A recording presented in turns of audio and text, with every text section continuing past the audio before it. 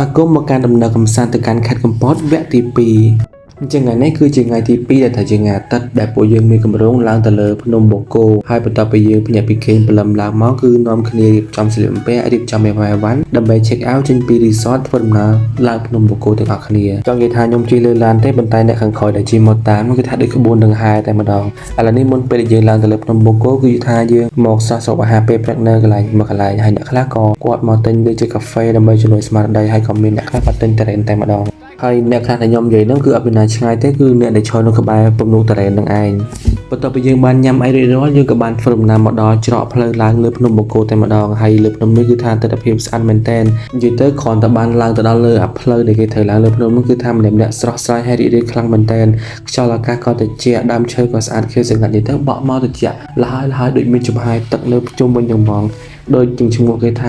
ាឋានសួគ៌បពកវលគឺពិតជាស័ក្តិសមជាមួយនឹងឈ្មោះនោះមែនតើមានអារម្មណ៍ថាត្រជាក់ស្រស់ស្រាយខ្លាំងមែនតើហើយធ្វើដំណើរមកសន្ទុះធំពួកយើងក៏បានធ្វើដំណើរមកដល់រូបសម្បត្តិរបស់លោកយាយម៉ៅគឺថាមើលពីចម្ងាយគឺអំណាចឲ្យធំខ្លាំងមែនតើបន្ទាប់ពីយើងបានធ្វើដំណើរមកដល់រូបសម្បត្តិរបស់លោកយាយម៉ៅនេះគឺយើងបានធ្វើការចតឡានតុកហើយនាំគ្នាដើរឡើងទៅលើរូបសម្បត្តិនោះតែម្ដងគឺនៅក្នុងគុំដំណងពួកយើងដើម្បីធ្វើការអុជធូបបន់ស្រន់សុំសេចក្តីសុខសេចក្តីសប្បាយទាំងទៅទាំងមកនៅក្នុងការធ្វើដំណើរកម្សាន្តឡើងលើភ្នំបូកគោនេះប៉ុន្តែដូចជាស្ដាយបន្តិចដែរកណ្ដឹងនឹងអត់ដល់ក៏អត់ឃើញតែម្ដងបើសិនជាពេលហ្នឹងបួងសួងសុំសង្សារមើលមិនដឹងល្អមិនទេប្រហែលជាស័ក្តិសិទ្ធិនិយាយទៅផ្លេចនឹកឃើញនឹងឲ្យឆឹងហ្មងក៏តែពីបួងសួងសុំឲ្យសុខសប្បាយទាំងទៅទាំងមកហើយបន្ទាប់ពីយើងបានធ្វើការអុជធូបបានគ្រប់គ្នាហើយយើងក៏បានដល់នាទីថតរូបហើយនៅលើកន្លែងហ្នឹងគឺថាខ្យល់ខ្លាំងមែនតើរូបថតមួយបាននិយាយទៅគឺថាសក់ក្បាលនឹងដូចស្អីទេហើយរូបថតហ្នឹងឃើញកាមេរ៉ាធំកុំជឿថតមិនច្បាស់ទេប្លឺទាំងអស់ហ្នឹងដល់ចំណុចនេះគឺខ្ញុំមានអារម្មណ៍ថាខឹងចិត្តខ្លាំងមែនតើដោយសារតែខ្ញុំគម្រោងតាំងពីដើមមកគឺខ្ញុំសម័យថាដល់កន្លែងឋានសួគ៌បូកគោហ្នឹងគឺនឹងបានជិះឡានកាត់ពពកប៉ុន្តែជាលទ្ធផលខ្ញុំមកដល់គឺថាឆ្លាស់ចែករត់តែពពកមួយឲ្យចាប់ជិះលេងលើអ៊ូខុងក៏អត់បានដែរគឺថាឆ្លាស់ចែកថ្ងៃដូចលើភ្នំធម្មតាហ្មងទាំងដែលគម្រោងតាំងពីដើមមកគឺថាដល់កន្លែងកាស៊ីណូចាស់ដល់កន្លែងហ្នឹងគឺថាសិតតែពពកតែបច្ចុប្បន្នមកដល់គឺអត់លេងមកពពកអត់មានស្វាគមន៍បន្តិចតែមិនអីទេទោះបីជាអត់មានពពកក៏ដោយក៏នៅនឹងគឺមានខ្យល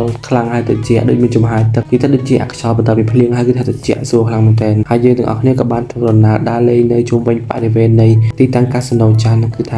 ាស្អាតហើយ fresh ខ្លាំងមែនទែនមើលតែរូបភាពក៏ដឹងទាំងអស់គ្នាគឺថាខ្យល់អត់មានឲ្យសក់យើងនៅទំនេរស្ងៀមបានគឺថាប៉ើងយកតែម្ដងនិយាយជារួមឃើញថានៅមុខទីតាំងកាស៊ីណូចាស់នោះគឺថាទិដ្ឋភាពធម្មតាទេមានសាបមានស្មៅប៉ុន្តែនៅខាងក្រោយកាស៊ីណូចាស់ហ្នឹងគឺពិតជាឋានសួគ៌ពិតតែម្ដងគឺថាយើងអាចសម្លឹងមើលទៅខាងក្រោមឃើញសមុទ្រឃើញព្រៃឃើញមានអាគារតូចៗយទៅមើលដូចមើលពីឋានសួគ៌មើលចុះទៅខាងក្រោមចុះគឺស្អាតខ្លាំងមែនតើតែហ្នឹងគឺវីដេអូខ្ញុំអត់ដែលឃើញទេហើយស្អាត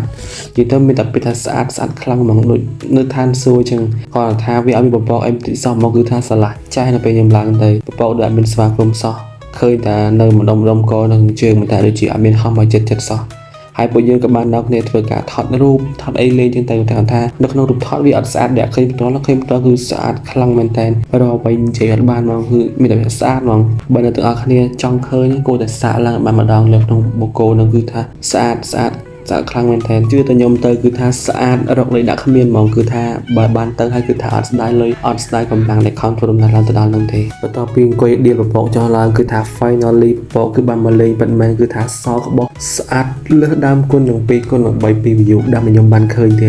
តគឺថាមកសោកបោះហើយគឺវាហោះទៅតាមខ្យល់នោះគឺថាលុយខ្លាំងមែនតើគឺថាបាំងមុខបាំងក្រោយតែម្ដងបន្ទាប់ពីយើងធ្វើការថតនិងដេញតាមពពកអស់ចិត្តហើយនៅផ្នែកខាងក្រោយកាស៊ីណូនឹងយើងក៏បានធ្វើដំណើរត្រឡប់ទៅវិញដើម្បីរកកន្លែងហូបអាហារថ្ងៃត្រង់លេងសាច់អីពពកនឹងគឺថាអត់មកតែម្ដងតែដល់ពេលមកគឺថាមកគ្រប់កន្លែងជាប់សោតតែម្ដងសូម្បីតែកន្លែងឡើងឡាននេះគឺថាបក់មកចូលនៅក្នុងឡានតែម្ដងហើយម្នាក់គឺថាសប្បាយចិត្តខ្លាំងមែនតើសង្ស័យតែពពកនេះគឺខ្លាចខ្ញុំអន់ចិត្តហើយចឹងគាត់ថាមកគុណ2គុណ3តែម្ដងនិយាយទៅគឺឡងសោកបោះកន្លែងកាស៊ីណូនឹងកាលពីឡើងមកគឺថាភ្លឺឆ្វង់ច្បាស់ចាស់តែពេលចុះទៅវិញគឺថាពពកសក្បុសមើលអត់ចង់ឃើញតែម្ដងហើយសក្បុសនោះគឺថាត្រជាក់គឺចំហាយទឹកសុទ្ធតែម្ដងហើយនៅក្នុងវីដេអូផាតទី2នេះគឺខ្ញុំសូមអរគុណខ្លាំងមែនទែនដល់លោកគ្រូរបស់ខ្ញុំដែលគាត់បានបើកឡានឲ្យពួកខ្ញុំសប្បាយខ្លាំងមែនទែនពួកអីសប្បាយនោះគឺសប្បាយតែពួកខ្ញុំទេគាត់អ្នកបើកឡានគឺអត់បានសប្បាយទេអរគុណដែលបានលោកគ្រូដែលបានបើកឡានកាត់ពពកឲ្យពួកខ្ញុំទទួលបានអារម្មណ៍ប្លែកហើយសប្បាយខ្លាំងមែនទែនហើយអ្នកទាំងអស់គ្នាយើងកុំភ្លេចជួបគ្នានៅវីដេអូផាតទី3បន្តទៀតវីដេអូនេះខ្ញុំសូមបញ្ចប់ត្រឹមតែប៉ុណ្្នឹងសិនអរគុណចា៎បាយបាយ